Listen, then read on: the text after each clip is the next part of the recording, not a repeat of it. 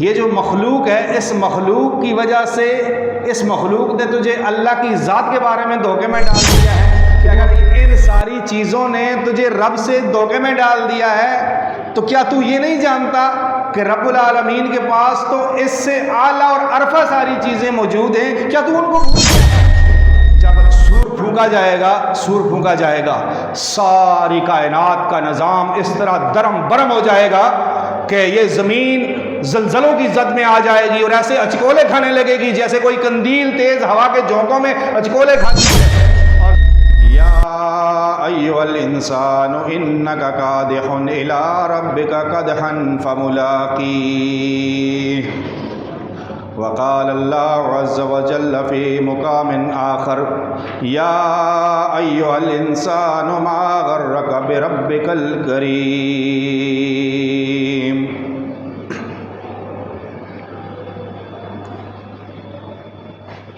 آپ کے سامنے میں نے قرآن مجید سے جن دو آیات کی تلاوت کی ہے، رب العالمین جن سے انسان سے مخاطب ہیں کہ اے انسانوں، تو کشاں کشاں سٹیپ بائی سٹیپ میری ملاقات کرنے کے لیے آنے والا ہے۔ یا ایھا الانسان انک کادح الی ربک فقدحا ملاقی، اے انسان تو مشقت اٹھاتا ہوا کشاں کشاں میری طرف اپنے رب کی طرف ملاقات کرنے والا ہے۔ یعنی انسان کی پیدائش سے پھر انسان بچپن کی طرف منتقل ہوتا ہے، بچپن سے لڑکپن کی طرف، لڑکپن سے جوانی، جوانی کے بعد بڑھاپا اور بڑھاپے کے بعد پھر اللہ رب العالمین سے ملاقات۔ یہ ترتیب کبھی ایسے ہی رہتی ہے اور کبھی اس ترتیب سے ہٹ کر فیصلے ہو جاتے ہیں کہ بندہ بڑھاپے میں پہنچنے سے پہلے جوانی میں چلا گیا، اور کچھ جوانی سے بھی پہلے لڑکپن اور بچپن میں اپنے اللہ کے پاس پہنچ گئے۔ رب العالمین بندے کو اس بات کی طرف توجہ دلا رہا ہے، یاد دلا رہا ہے کہ تیرے شب و روز گزر رہے ہیں، تیرے یہ ہفتے، تیرے یہ مہینے، یہ تیرے سال مسلسل تجھے میری ملاقات کے قریب کر رہے ہیں، تو کشاں کشاں میری طرف چلا آ رہا ہے۔ اور دوسری آیت جو میں نے آپ کے سامنے تلاوت کی ہے، اس میں رب العالمین نے اپنے بندے سے ایک شکوہ بھی کیا ہے اور ایک حقیقت کو بھی آشکارا کیا ہے۔ یا ایھا الانسان ما غرک بربک الکریم، اے انسان تجھے اپنے کریم رب سے کس چیز نے دھوکے میں ڈال دیا ہے؟ عزت والا رب، کریم رب، تو اس کو چھوڑ کر کس بنیاد پر تو اس سے دور ہوتا چلا جا رہا ہے؟ تو دھوکے میں مبتلا ہو گیا ہے۔ کیا تو اس بات کو نہیں جانتا کہ اگر آج تو صحت میں ہے، قوت و طاقت میں ہے، تو اس طاقت کا خالق کون ہے؟ اگر تو اولاد کی محبت، اولاد کی کثرت، مال و دولت کی بہتات یا دنیاوی سہولیات، یہ کوٹھیاں، یہ بنگلے، یہ کاروبار، یہ اگر ساری چیزیں تجھے اللہ سے دھوکے میں ڈال رہی ہیں تو جان لینا کہ ان ساری چیزوں کا خالق تو اللہ ہے۔ بلا کہ تو اپنے رب کو بھول گیا ہے۔ ما غرک بربک الکریم، تجھے کس چیز نے رب کریم سے دھوکے میں ڈال دیا ہے؟ اگر یہ چیزیں جو دھوکے میں ڈالنے کے اسباب ہیں، اولاد ہے، مال ہے، دولت ہے، عہدہ ہے، منصب ہے، صحت ہے، جوانی ہے، شباب ہے، یہ ساری چیزیں اگر اللہ رب العالمین سے انسان کو دھوکے میں مبتلا کرتی ہیں اور اللہ کو بلا کر اپنے اندر مگن رکھتی ہیں، تو تھوڑی دیر کے لیے یہ سوچ تو لیا جائے کہ ان کا مالک بھی تو اللہ ہے۔ ان کا خالق بھی تو اللہ ہے. یہ ساری چیزیں جو مجھے عنایت کی گئی ہیں یہ رب العالمین کی طرف سے ہیں، پھر کیوں ان چیزوں نے مجھے اللہ رب العالمین سے دھوکے میں ڈال دیا ہے؟ اور پھر ایک اور چیز کہ اگر ان ساری چیزوں نے تجھے رب سے دھوکے میں ڈال دیا ہے تو کیا تو یہ نہیں جانتا کہ رب العالمین کے پاس تو اس سے اعلیٰ اور ارفع ساری چیزیں موجود ہیں؟ کیا تو ان کو بھول گیا ہے؟ اگر اس جوانی نے یا اس صحت نے یا اس شباب قوت اور طاقت نے تجھے دھوکے میں ڈالا ہے، کیا تجھے یہ پتہ نہیں کہ اس طاقت کو زوال آ جانا ہے؟ اور اللہ کے پاس وہ جوانی، وہ شباب جنت کی صورت میں ہے جس میں بڑھاپا نہیں ہے، جس میں بیماری نہیں ہے، جس کو زوال نہیں ہے. اگر تو بیویوں کی وجہ سے، اولاد کی وجہ سے ان چیزوں نے اللہ سے دھوکے میں ڈال دیا ہے، تو یہ بھول گیا کہ اللہ نے تیرے لیے جو ازواج، جو حوریں جنت میں تیار کی ہوئی ہیں وہ تو ان سے زیادہ خوبصورت، ان سے زیادہ حسین و جمیل، اور ان کی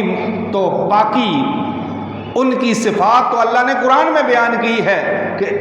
کہ کوئی ان کے اندر نجاست نہیں ہے،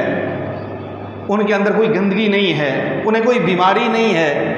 انہیں کبھی بڑھاپا نہیں آنا ہے، ہمیشہ جوان رہیں گے اہل جنت. تو کیا ان چیزوں کو بھول کر تم اپنے رب سے دور ہو رہے ہو؟ اگر تم دنیا کی آسائش کی وجہ سے، دنیا کی راحت کی وجہ سے، اس وجہ سے اپنے رب سے دور ہو رہے ہو، جنت سے بڑھ کر کوئی راحت ہے؟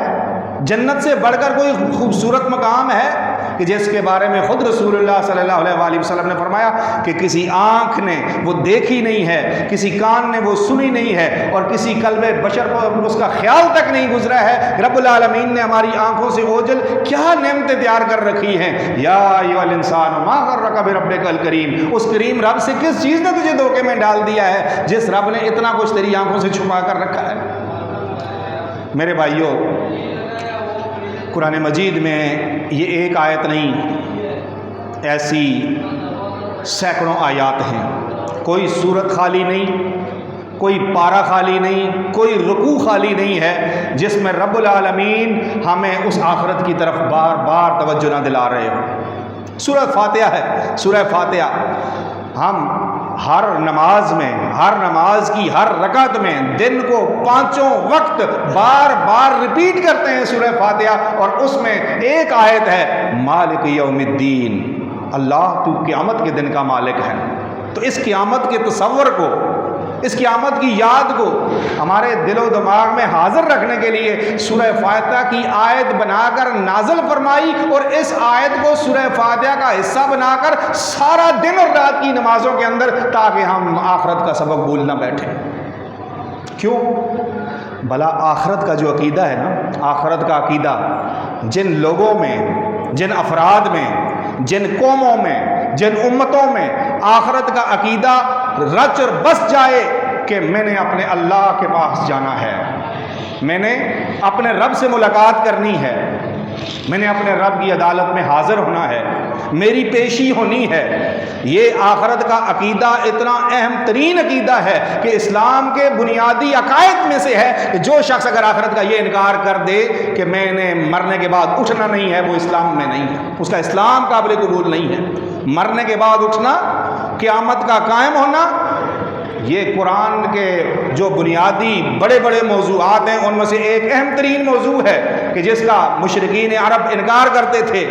جاہلیت عرب کے لوگ انکار کرتے تھے. تو رب العالمین نے اس کے دلائل نقلی طور پر، عقلی طور پر، ہر لحاظ سے یہ دلائل دے کر سمجھانے کی کوشش کی ہے، اور اس کو ایمان کا بنیادی جز قرار دیا ہے کہ مرنے کے بعد اٹھنا اور اللہ کی عدالت میں حاضر ہونا اور اپنی پوری زندگی کا حساب و کتاب دینا، یہ اسلام کے بنیادی عقائد کے اندر شامل کیا گیا ہے.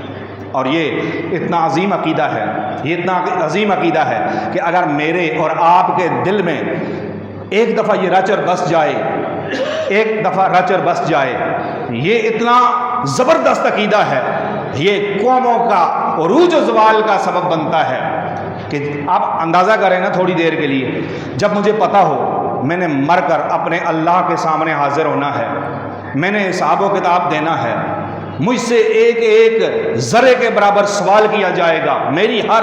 حرکت کا مجھ سے پوچھا جائے گا، اور میری زندگی کی پورے سارے معاملات کی باز پرس ہوگی۔ بھلا یہ عقیدہ میرے ہاتھوں کی ہتھکڑیاں نہیں بن جائے گا کہ میرے ہاتھ ظلم کی طرف اٹھنا چاہیں، اور یہ عقیدہ، یہ نظریہ، یہ خوف اللہ کی عدالت میں حاضر ہونا اور پیش ہونا میرے ہاتھوں کو روک دے گا۔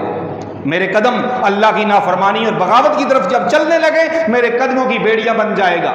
میری زبان جب اللہ کی نافرمانی میں بولنے کی کوشش کرے، جھوٹ بولے، گالی گلوچ دے، تہمت لگائے، الزام تراشی کرے، کوئی بھی اللہ کی نافرمانی کے کلمات زبان نکالنے سے پہلے جب ہمیں یہ تصور ہمارا زندہ ہو کہ میں نے اللہ کی عدالت میں حاضر ہونا ہے، اس زبان کے جتنے اعمال ہیں ان سب کا میں نے جواب دینا ہے، کیا یہ زبان کو تالا نہیں لگ جائے گا؟ یہ آنکھیں، ان آنکھوں پر ایک پہرے دار آ بیٹھے گا کہ کیا دیکھنا ہے اور کیا نہیں دیکھنا، جو دیکھنا ہے اس کا حساب دینا ہے۔ یہ کان پابند ہو جائیں گے کہ میں نے کیا سننا ہے کیا نہیں سننا، جو سننا ہے اس کا حساب دینا ہے۔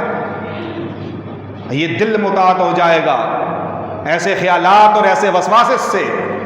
یہ دماغ بڑا محتاط ہو جائے گا، گویا انسان کی پوری باڈی کے اوپر ایک ایسا پہرے دار آ بیٹھے گا کہ جو ہر لمحے الارم بجائے گا۔ یہ وہ عقیدہ ہے، وہ الارم ہے کہ خبردار حاضر ہونا ہے، خبردار جواب دہی ہے، خبردار ایک نہ ایک دن جانا ہے، عدالت میں لگنا ہے، وہاں پر جا کر حساب و کتاب دینا ہے۔ یہ آخرت کا عقیدہ اتنا زبردست عقیدہ ہے کہ اگر یہ حاضر رہے معاشرے کے اندر 90% امن اس وجہ سے آ جائے گا۔ آپ اس عقیدے کو اپنے دل و دماغ میں، اپنے عزیز و اقارب، اپنے اہل و عیال، اپنے گلی محلے، اپنے ماحول اور معاشرے کے اندر اس عقیدے کو اجاگر کر دیں کہ لوگوں کے اندر یہ تصور پختہ ہو جائے کہ میں نے اللہ کے سامنے حاضر ہونا ہے۔ واللہ کے معاشرے کے اندر آپ دیکھیں گے 90% امن اس وجہ سے قائم ہو جائے گا۔ کوئی چوری کرے گا تو اس کو یہ یقین ہوگا کہ میں نے اللہ کی عدالت میں اس کا جواب دینا ہے، جو ڈکیتی کرے گا اس کو معلوم ہونا چاہیے کہ اللہ کی عدالت میں پیش ہونا ہے، جو کسی کو گالم گلوچ کرے گا اس کی زبان بند ہو جائے گی، جو کسی پر ظلم کرے گا یہ تصور، آخرت کا تصور اسے اس ظلم سے روک دے گا، معاشرہ ایک امن کا گہوارہ بن جائے گا۔ کیا سمجھتے ہیں؟ یہ آخرت کا وہ زبردست عقیدہ تھا نا کہ عرب کے بدو، عرب کا وہ جاہلیت بھرا معاشرہ جو کبھی گھوڑے آگے دڑھانے پہ لڑتا تھا تو کبھی گھوڑوں کے پانی پلانے پہ لڑتے تھے، سالوں 40 سال وہ جنگیں قائم ہو جایا کرتی تھی، ظلم اور بربریت تھی، جہاں پر چوری، ڈکیتی، رہزنی سب کچھ اس معاشرے کے اندر موجود تھا، بے حیائی اپنے عروج پر تھی، یہ سارے امراض ان کے اندر موجود تھے، یہ سارے جرائم کے اندر موجود تھے، لیکن محمد کریم صلی اللہ علیہ وآلہ وسلم نے جب آ کر ان کی ایسی تربیت کی، ان کو اس بات کا پختہ یقین دلایا کہ لوگوں اللہ کے سامنے حاضر ہونا ہے۔ وہی جماعت، وہی لوگ، وہی معاشرے کے بد کردار لوگ، جرائم پیشہ لوگ، اس قدر ان کی تربیت ہوئی کہ وہی معاشرے کے محافظ بن گئے۔ وہ علاقہ جہاں سے تاجر گزرنا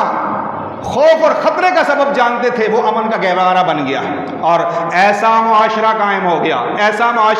ہو گیا کہ دنیا کی تاریخ میں اتنا پرامن معاشرہ اس کی دنیا مثال پیش نہیں کر سکتی ہے۔ اس کی بنیادی وجہ یہ ہے کہ وہ آخرت کا عقیدہ، اللہ کے سامنے جواب دہی کا عقیدہ۔ اللہ اکبر۔ اس عقیدے کی بنیاد پر جب تربیت ہوتی ہے تو محمد کریم صلی اللہ علیہ وآلہ وسلم کے صحابہ جن کو یہ یقین ہو گیا کہ یہ دنیا میں محض آنا اور جانا ہی نہیں ہے، اس زندگی کا پورا حساب دینا ہے، تو پھر جب کبھی یہ صحابہ، تصور کتنا پختہ ہو گیا،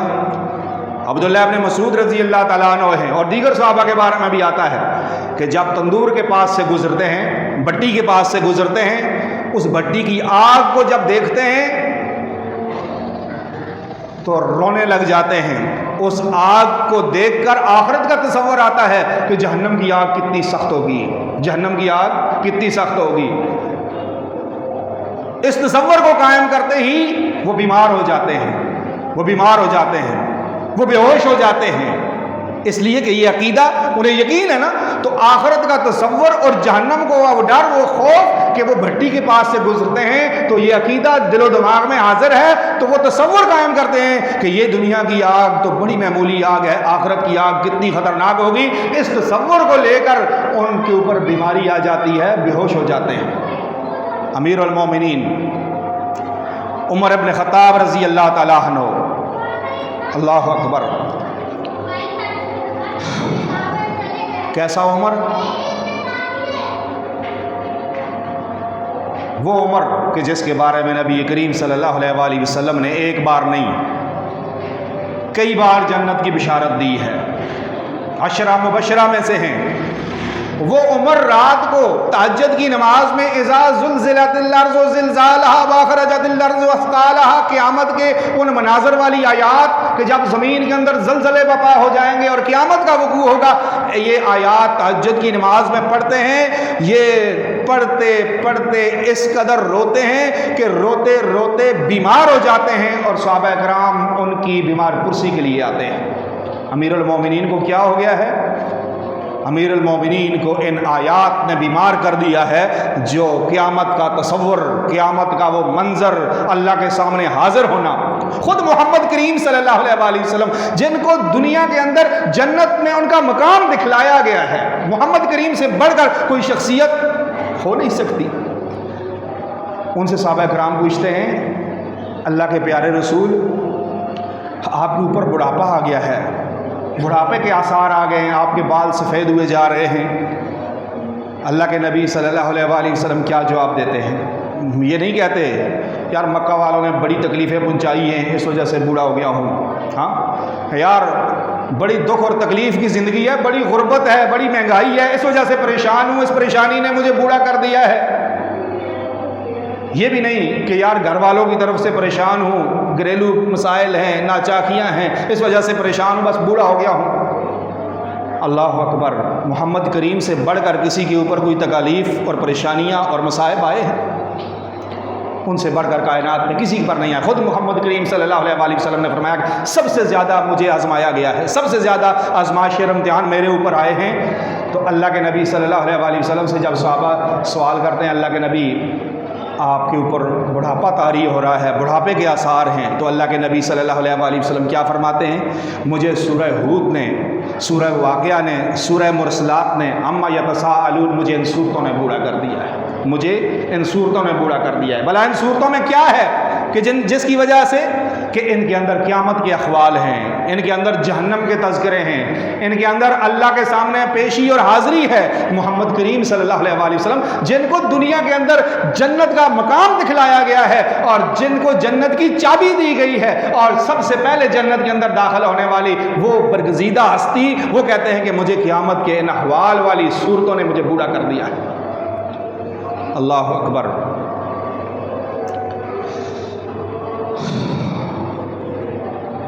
صحابہ کرام فرماتے ہیں،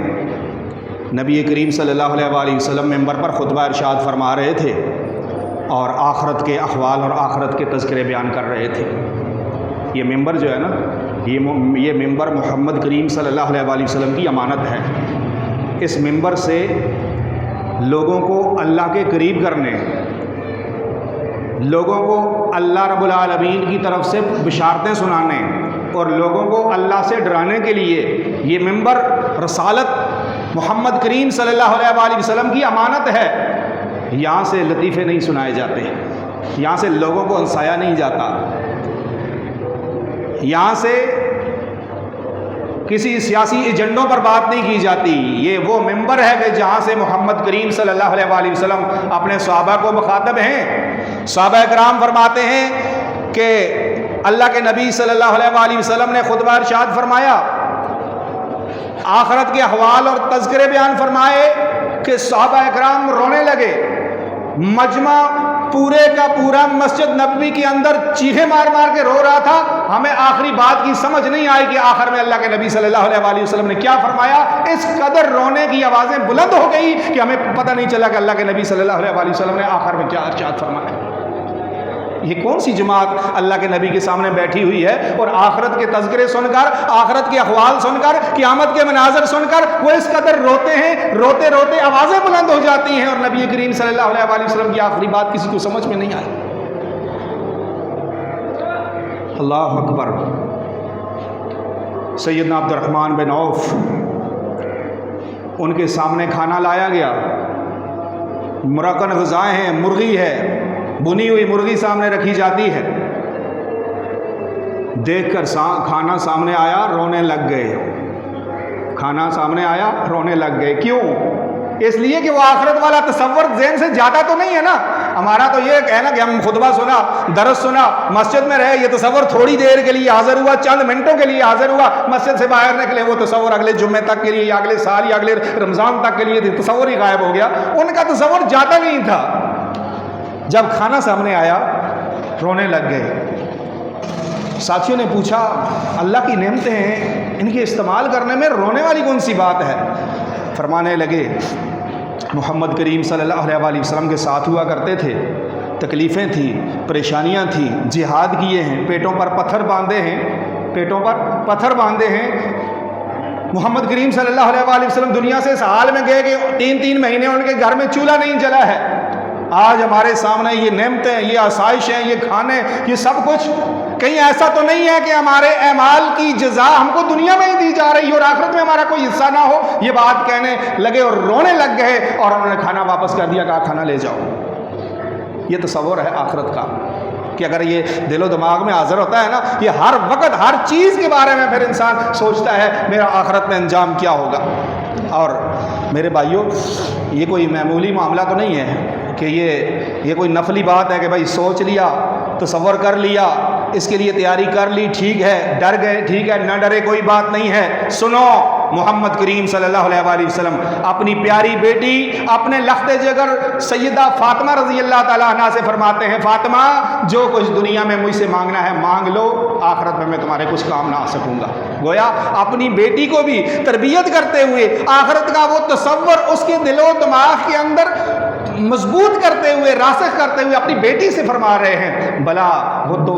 جنت کی خاتونوں کی سردار ہیں، محمد کریم کی بیٹی، اس کو بھی اللہ کے نبی صلی اللہ علیہ وسلم فرماتے ہیں، پیاری بیٹی فاطمہ، میری لخت جگر، دنیا میں جو کچھ مانگنا ہے مانگ لے، آخرت کے لیے تیاری تم نے خود کرنی ہے۔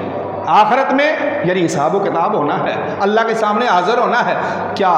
ہم بھی اپنی اولادوں کو، کیا ہم نے بھی کبھی اپنے اہل و عیال کو کبھی بٹھا کر جس طرح ان کی ہر ڈیمانڈ اپنی اولاد کی، اپنے اہل و عیال کی پوری کرتے ہیں، ان کی آسائش کا سارا انتظام کرتے ہیں، ان کے لیے پریشان ہوتے ہیں، ان کے لیے بھاگ دوڑ کرتے ہیں، ان کے لیے اپنا آرام اور چین برباد کر دیا ہے، ان کے مستقبل کے لیے اپنا حال تباہ کر دیا ہے، کیا ان کے اس حقیقی مستقبل کے بارے میں بھی کبھی سوچا وہاں پر کیا ہوگا؟ میری اولاد جو مجھے اپنی جان سے زیادہ عزیز ہے، جس کے ایک بخار پر میں ساری رات بے چین ہوتا ہوں، تکلیف میری اولاد کو ہوتی ہے، نیند مجھے نہیں آتی ہے، کیا اس اولاد کی آخرت کے بارے میں بھی کبھی سوچا ہے کہ وہ اولاد کہاں جا رہی ہے، اس اولاد کا مستقبل کیا ہے، اس اولاد نے کہاں پہنچنا ہے؟ اس اولاد کے لیے محمد کریم اگر پریشان ہیں اور وہ ہمیں یہ تعلیم دے رہے ہیں، تو کیا ہمارا کیا حال ہے اور ہمارا کیا محاسبہ ہے اور ہمارا اپنی اولاد کے ساتھ کیا معاملہ ہے؟ رب العالمین صحیح معنوں میں آخرت کی تیاری کی توفیق عطا فرمائے۔ سبحانک اللہم و بحمدک، اشہد ان لا الہ الا انت، استغفرک و اتوب الیک۔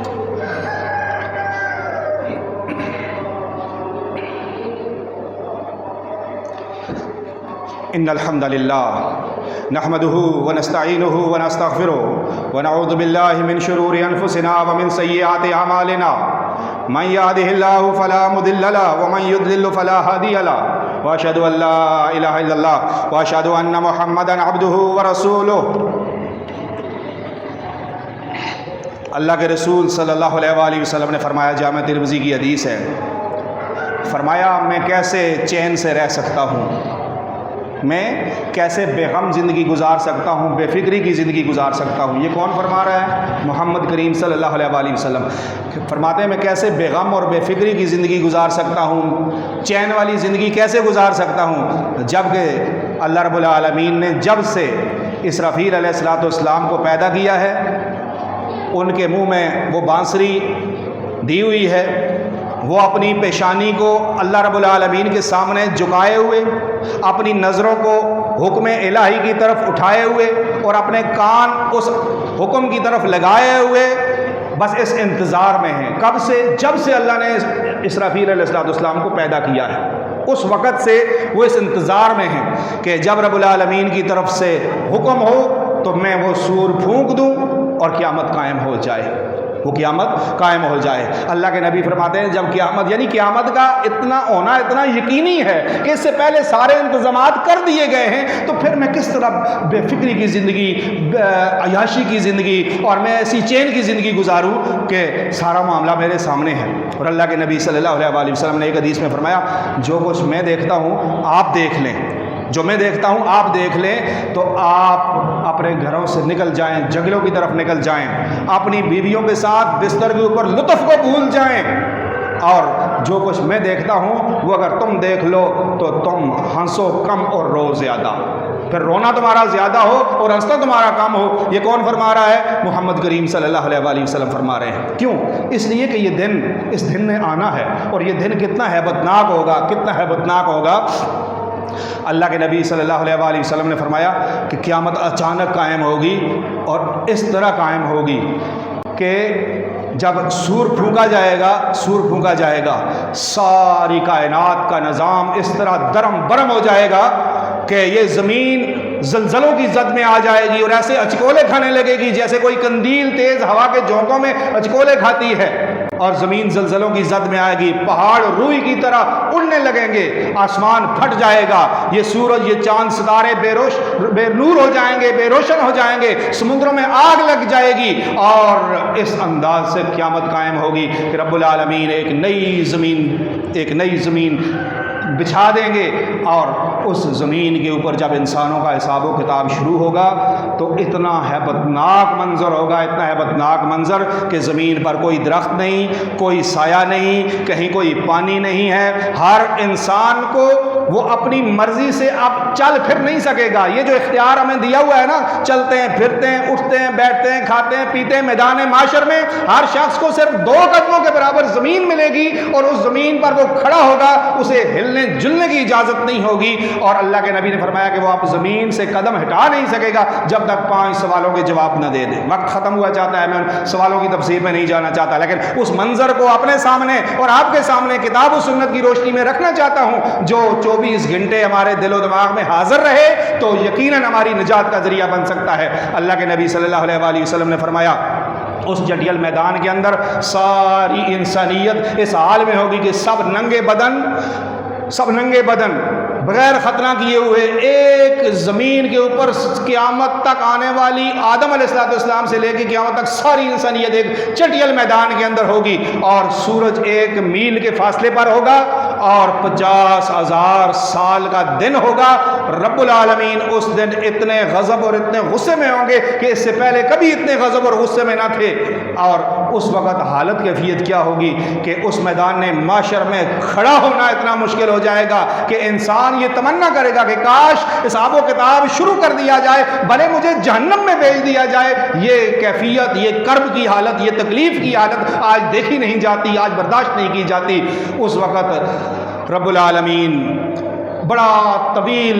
50,000 سال کا دن ہے نا، بڑے اس کے اندر مناظر ہیں، بڑے مناظر۔ آپ قرآن کا مطالعہ کریں، میں آپ سے درخواست کرتا ہوں، میں آپ سے سوال کرتا ہوں، اللہ کے لیے قرآن کا مطالعہ کریں، قرآن ترجمے کے ساتھ پڑھیں، یہ سارے مناظر آپ اپنی آنکھوں کے سامنے دیکھیں گے کہ رب العالمین نے کس طرح ہر آیت کے اندر، ہر سورت کے اندر، ہر رکوع، ہر پارے کے اندر اس منظر کو ہمیں یاد دلایا ہے کہ اتنا خطرناک دن آنے والا ہے، اتنا خطرناک دن کہ اس کے اندر مختلف مناظر ہیں۔ یہاں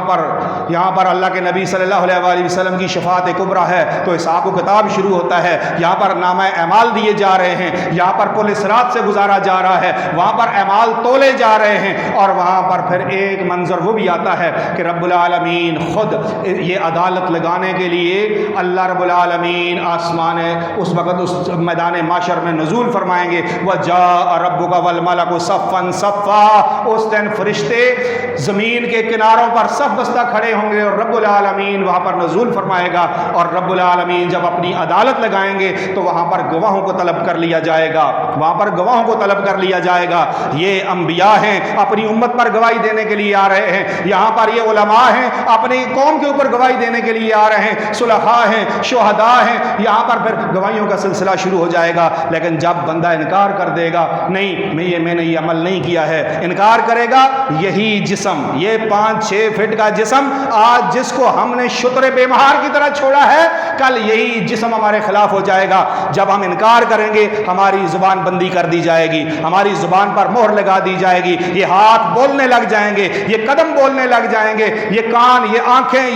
یہ سب کچھ بولنے لگ جائے گا، اس لیے کہ ہمارے خلاف گواہی دینے کے لیے اللہ کی عدالت میں دیگر گواہوں کے ساتھ ہمارا جسم ہمارے خلاف گواہی دینے لگ جائے گا اللہ کی عدالت میں۔ اور پھر وہاں کے مناظر میں سے ایک منظر یہ ہوگا کہ رب العالمین ہر انسان سے انفرادی طور پر ایک ایک کر کے تنہائی میں ہر آدمی کا حساب و کتاب کر رہے ہوں گے، ہر آدمی کو قریب کر کے پوچھ رہے ہوں گے، اور حالت کیفیت یہ ہوگی کہ اللہ اور بندے کے درمیان کوئی ترجمان نہیں ہے، کوئی وکالت کرنے والا نہیں ہے، ڈائریکٹ براہ راست اللہ رب العالمین ہر انسان سے سوال و جواب کرے گا، حساب و کتاب کرے گا۔ حالت کیفیت کیا ہوگی اس وقت؟ بندے کی حالت کیفیت کیا ہوگی؟ سامنے دیکھے گا تو جہنم ہے، جہنم ہوگی، وہ جہنم کہ جس کو 70,000 لگاموں کے ساتھ جکڑا ہوا ہے، 70,000 لگاموں کے ساتھ، اور ہر لگام کے ساتھ 70,000 فرشتہ ہے، اور وہ اس جکڑنے کے باوجود وہ اپنے آپے سے باہر ہو رہی ہے، وہ چیخیں مار رہی ہے، چنگاڑ رہی ہے، بڑی بڑی چنگاریاں باہر پھینک رہی ہے۔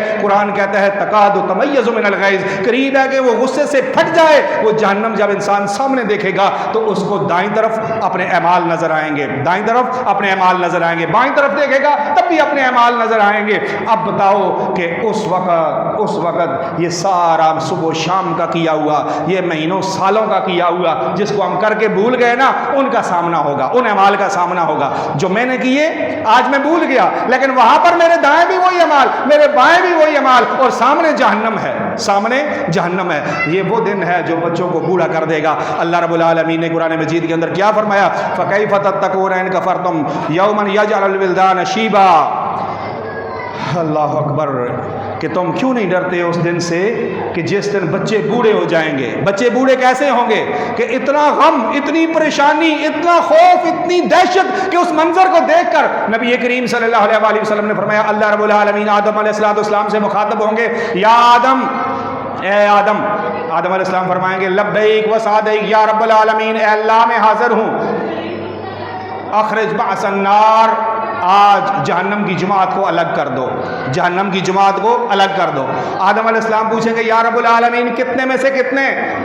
اللہ رب العالمین فرمائیں گے 1000 میں 999 کو جہنم کے لیے الگ کر دو۔ یہ وہ منظر ہوگا کہ جس کے بارے میں اللہ کے نبی صلی اللہ علیہ وآلہ وسلم نے فرمایا